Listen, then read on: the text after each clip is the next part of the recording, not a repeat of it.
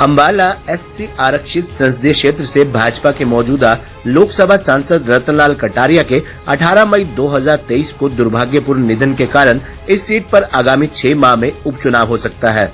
यदि ऐसा होता है तो वर्तमान 17वीं लोकसभा के कार्यकाल के दौरान हरियाणा राज्य में पहला लोकसभा चुनाव होगा। आपको यहाँ बता दें कि रतनलाल कटारिया अंबाला लोकसभा सीट से 13वीं और 16वीं लोकसभा के सदस्य रहे और 1987 से 1991 के दौरान एक बार हरियाणा विधानसभा के सदस्य भी रहे। गौरतलब है कि लोक प्रतिनिधित्व कानून 1951 की धारा 149 के तहत लोकसभा में मौजूदा सांसद की मृत्यु, त्यागपत्र या उनका निर्वाचन रद्द होने अथवा उनके अयोग्य घोषित होने के कारण आदि कारणों से रिक्त हुई सीट पर भारतीय चुनाव आयोग द्वारा उपचुनाव कराया जाता है। उपचुनाव रिक्त होने की तारीख से 6 महीने की अवधि के भीतर आयोजित किए जाते हैं। हालांकि इस तरह के उपचुनाव का आयोजन नहीं किया जाता है यदि रिक्ति के संबंध में किसी सदस्य की शेष अवधि जो मृत या अपराजित है आदि 1 वर्ष से कम है।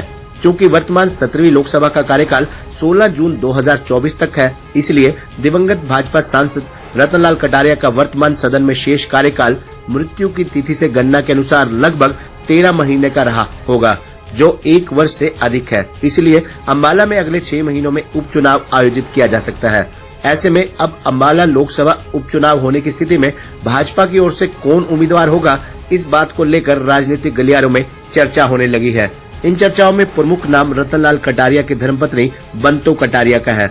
बंतो कटारिया भाजपा में विभिन्न पदों पर अपनी जिम्मेदारी बाखूबी निभाते हुए कार्यकर्ताओं और भाजपा की वरिष्ठ नेताओं में अपनी अच्छी पकड़ बनाए हुए हैं। अपने मिलनसार व्यवहार और मृदवाणी के चलते उनकी कार्यकर्ताओं में अच्छी पकड़ है। भाजपा हाईकमान भी रतनलाल कटारिया की आकस्मिक मौत के चलते सहानुभूति वोट की उम्मीद, राजनीतिक परिपक्वता और पार्टी में स्वच्छ व बेदाग छवि के साथ साथ कार्यकर्ताओं में भी अच्छी पकड़ होने के चलते बंतो कटारिया को ही अपना उम्मीदवार घोषित कर सकती है। इस बात की प्रबल संभावना है। वहीं उनके अलावा शाहबाद के पूर्व विधायक अनिल धनतोड़ी, साडौरा के पूर्व विधायक बलवंत सिंह सडोरा, मुलाना से इनेलो नेता राजबीर सिंह बराड़ा, जो कि मुलाना सीट पर कांग्रेस उम्मीदवार को कड़ी टक्कर दे चुके हैं, उसके अलावा मुलाना के पूर्व विधायक संतोष सारवन के नाम भी चर्चा में है। हालांकि भाजपा की ओर से बंतो कटारिया का नाम सबसे प्रमुख उम्मीदवार के रूप में माना जा रहा है। भाजपा कांग्रेस उम्मीदवार के नाम को देखकर अपनी रणनीति में बदलाव भी ला सकती है, इस बात में भी कोई दो राय नहीं है। जहां तक स्थानीय अंबाला लोकसभा सीट हल्के की बात है, ये सीट 1962 से अनुसूचित जाति के लिए आरक्षित है। इस प्रकार इस सीट पर केवल एससी वर्ग का योग्य व्यक्ति ही चुनाव लड़ सकता है। अंबाला आरक्षित संसदीय सीट में मतदाताओं की संख्या मौजूदा तौर पर करीब 20 लाख है। आज से 4 वर्ष पूर्व मई 2019 में जब पिछले लोकसभा आम चुनाव हुए थे, तब अंबाला लोकसभा सीट पर 18,53,000 वोटर थे। इस प्रकार गत 4 वर्षों में ये संख्या करीब 1.5 लाख बढ़ी है। आपको ये भी बता दें कि अंबाला लोकसभा सीट में कुल 9 विधानसभा हलके पड़ते हैं, जिसमें अंबाला जिले के 4, अंबाला शहर, अंबाला कैंट, मुलाना आरक्षित और नारायणगढ़, पंचकुला जिले के कालका और पंचकुला और यमुनानगर जिले के 4 में से 3, साडौरा आरक्षित, जागादरी और यमुनानगर विधानसभा हलके शामिल हैं, जबकि जिले का चौथा रादौर हलका कुरुक्षेत्र लोकसभा सीट के अंतर्गत आता है।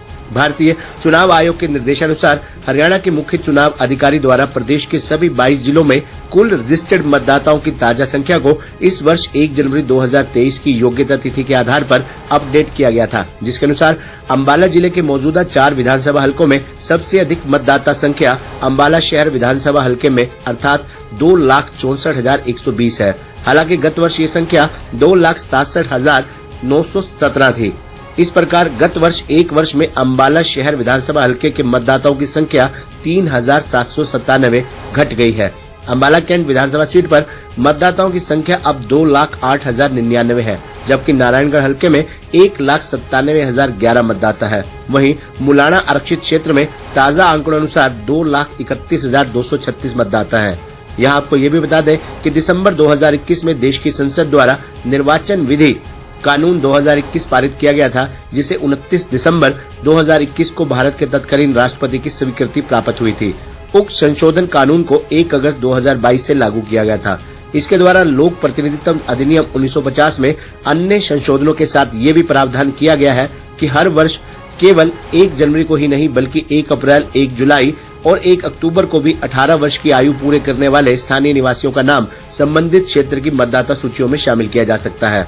बहरहाल वर्ष 1962 लोकसभा चुनाव से अम्बाला लोकसभा सीट, जो उस समय संयुक्त पंजाब में थी, को अनुसूचित जाति के लिए आरक्षित किया गया था, जो अब तक चल रही है।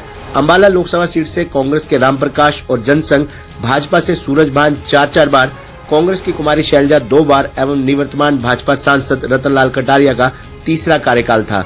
1998 लोकसभा चुनावों में बसपा के अमन कुमार नागरा सांसद बने थे। खबरनामा हरियाणा के लिए डॉक्टर राजेश वधवा की रिपोर्ट।